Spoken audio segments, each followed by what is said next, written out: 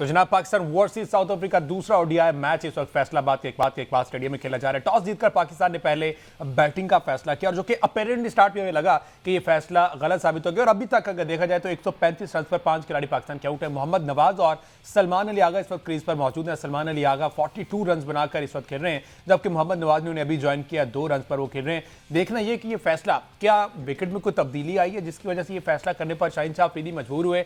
क्या ये विकेट ज्यादा मदद करेगी सेकंड इनिंग में आकर बॉलर्स के लिए, क्योंकि ड्यू फैक्टर भी हमें देखना है कि लास्ट मैच में भी हमने देखा और इसमें भी ऐसा होगा या नहीं। ये तब्दीली, इस पर गौर करना बड़ा से जरूरी है। उसके बाद जी पीएसएल के हवाले से खबर है कि पीएसएल को थोड़ा सा चेंज करने के लिए, क्योंकि टाइम फ्रेम कुछ ऐसा है, विंडो कुछ ऐसी मिली है कि पाकिस्तान सुपर लीग की इंतजामिया को कुछ चेंजिंग, टीमें भी 2 नई ऐड करनी है।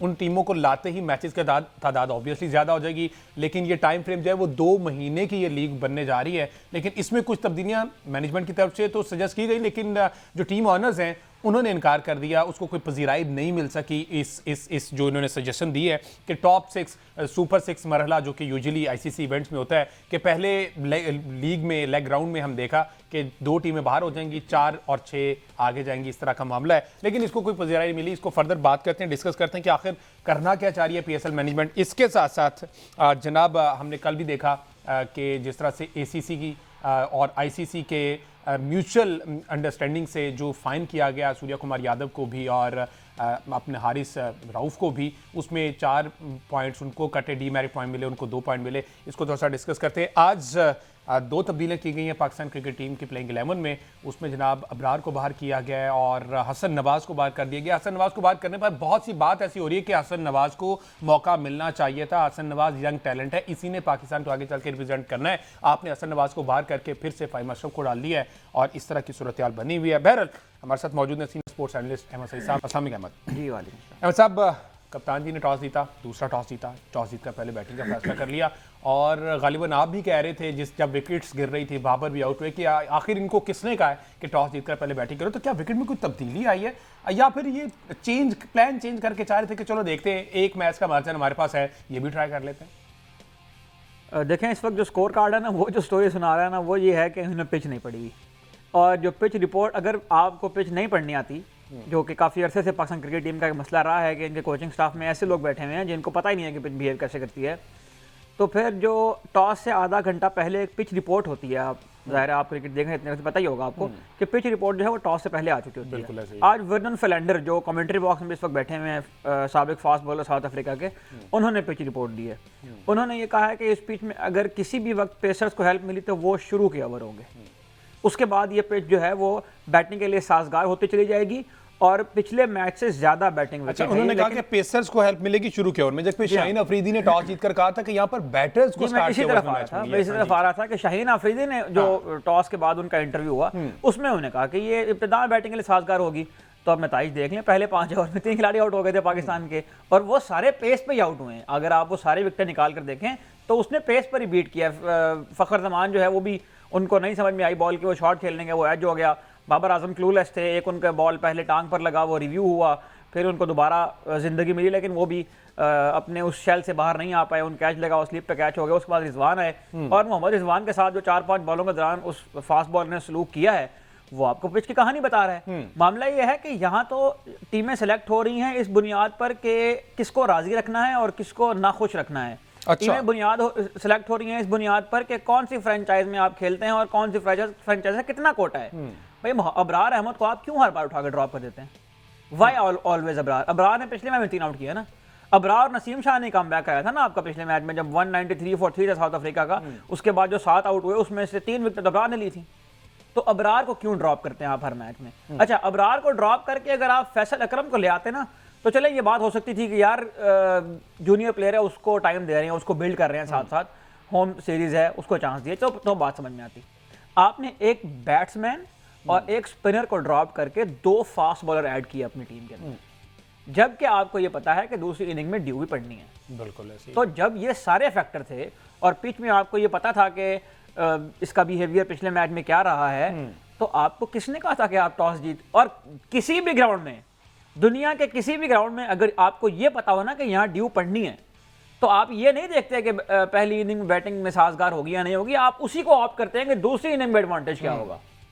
अब क्या अपने होम पर खेल रहे हैं। तो क्रिकेटिंग एक्यूमन की सूरत हाल ये है, ये क्रिकेट की बेसिक्स हैं, इसमें कोई रॉकेट साइंस नहीं है। पिच को पढ़ना जो है क्लब क्रिकेट के बच्चे को भी आता है, बल्कि सबसे पहले जो स्किल उनके अंदर पैदा किए जाते हैं वो यही होते हैं कि इनको पिच पढ़ना सिखाएं। अब जिस तरह सलमान अली आगा बैटिंग कर रहे हैं, आपको ये लग रहा है कि ये कोई इस किस्म का पिच था कि यहाँ टॉस जीतकर पहले बैटिंग की जाती? अब तो पाकिस्तान को ये लाले पड़े हुए हैं ना कि 5 आउट हो गए, अब तो 50 ओवर खेलने हैं। और वो 50 ओवर मुझे नहीं याद कि आखिरी दफा हमारे टॉप 6 ने कब आगे 50 ओवर खेले थे। तो अब ये मोहम्मद नवाज और फहीम अशरफ और उसके बाद शाहीन आफिदी जो ने आज बैटिंग ऑर्डर में अपने आप को वसीम जूनियर से भी ऊपर रखा हुआ है, अब ये 50 ओवर खेल गए तो खेल गए, वरना तो जाहिर है कि यहाँ पर तो सिचुएशन है कि खुदा ना खास्ता एक विकेट अगर यहाँ गिरती है तो उसके बाद हम इस चीज़ की गारंटी नहीं दे सकते कि हम 40 ओवर भी खेल पाएंगे। तो 50 से दूर की बात है।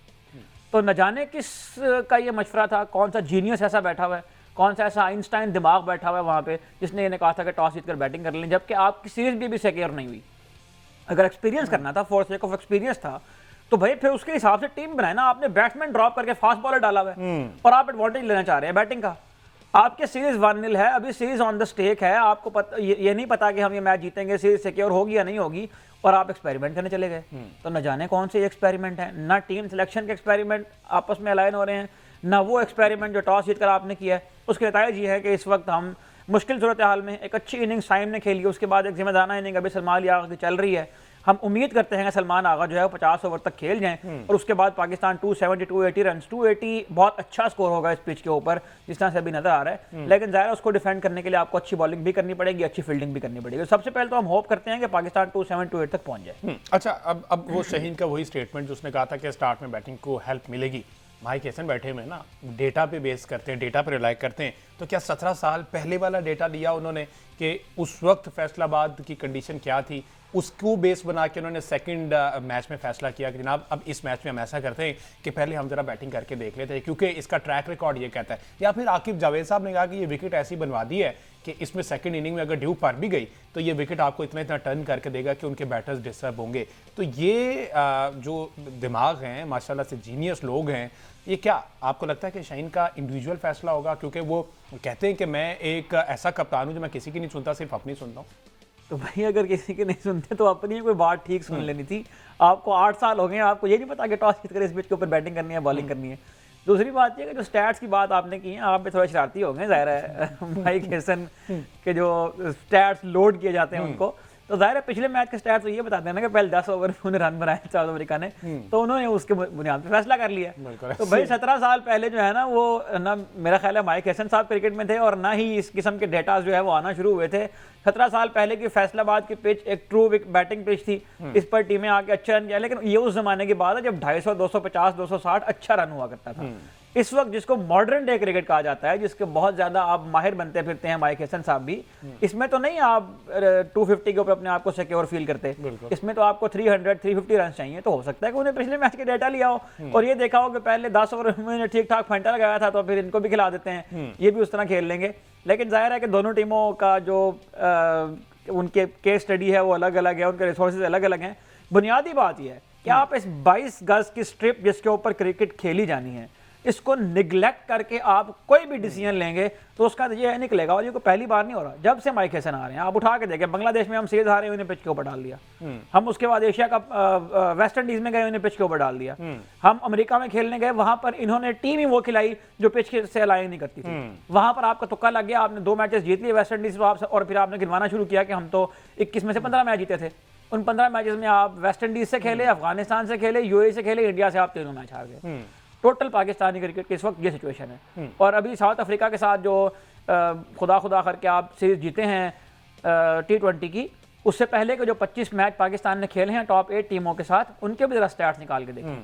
वो स्टैट्स नहीं शेयर करते। अच्छा, वो स्टैट्स का हिस्सा नहीं है जो पाकिस्तान के साथ पहले हुआ है। स्टैट्स भी सिर्फ वो निकालने हैं जो अपने एजेंडा को सूट करते हैं। तो असल में ये उस क्राइटेरिया के साथ भी ऑनेस्ट नहीं है जिस क्राइटेरिया। अच्छा, इस अगर स्टैट्स देखने आपने, इस पिच पे अबरार ड्रॉप होता था? बिल्कुल नहीं। अगर आपने स्टैट्स निकाल कर देखने हैं और उसकी बुनियाद पर ही तो भाई निकालें ना, फिर अबरार के स्टैट्स निकालें।